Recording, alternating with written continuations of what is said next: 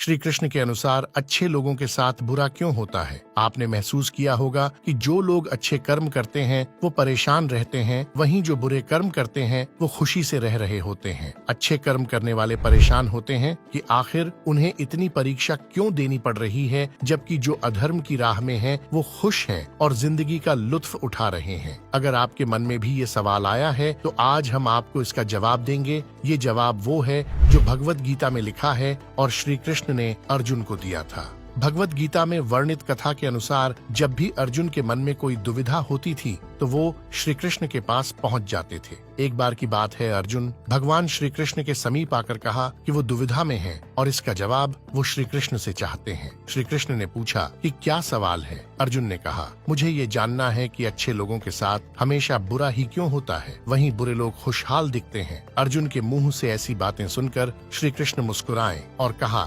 मनुष्य जैसा सोचता है और महसूस करता है वैसा कुछ नहीं होता है, बल्कि अज्ञानता की वजह से वो सच्चाई नहीं समझ पाता है। अर्जुन उनकी ये बात समझ नहीं पाए। इसके बाद श्री कृष्ण ने क्या कहा वो जानते हैं। श्री कृष्ण ने अर्जुन से कहा, पार्थ मैं तुम्हें एक कथा सुनाता हूँ, उसे सुनकर तुम समझ जाओगे कि हर प्राणी को उसके कर्म के हिसाब से ही फल मिलता है। प्रकृति हर किसी को अपनी राह चुनने का मौका देती है। अब वो मनुष्य की इच्छा पर निर्भर करता है कि उसे धर्म की राह चुननी है या अधर्म की। कथा शुरू करते हुए श्री कृष्ण ने कहा, एक नगर में दो पुरुष रहा करते थे। एक पुरुष व्यापारी था जिसके जीवन में धर्म की बहुत महत्ता थी। वो पूजा पाठ में यकीन रखता था। वो हर रोज मंदिर जाता था और दान धर्म भी करता था और हर रोज भगवान की पूजा करता था। वहीं दूसरा पुरुष बिल्कुल विपरीत था। वो हर रोज मंदिर तो जाता था लेकिन पूजा करने नहीं, बल्कि मंदिर के बाहर से जूते चप्पल चुराने। उसे दान और धर्म से कोई लेना देना नहीं था। समय बीतता गया और एक दिन बहुत जोर की बारिश हो रही थी। इस वजह से मंदिर में पुजारी के अलावा कोई नहीं था। ये बात जब दूसरे पुरुष को पता चली तो उसने कहा कि ये सही मौका है मंदिर का धन चुराने का। पंडित से नजर बचाकर उसने मंदिर का सारा धन चुरा लिया। उसी समय धर्म कर्म में विश्वास रखने वाला व्यक्ति भी मंदिर पहुंचा। दुर्भाग्य से मंदिर के पुजारी ने उसे ही चोर समझ लिया और चिल्लाने लगे। वहां लोग एकत्र हो गए और उसे बहुत मारा। किसी तरह वो बचते बचाते वहां से निकला तो दुर्भाग्य ने उसका साथ वहां भी नहीं छोड़ा।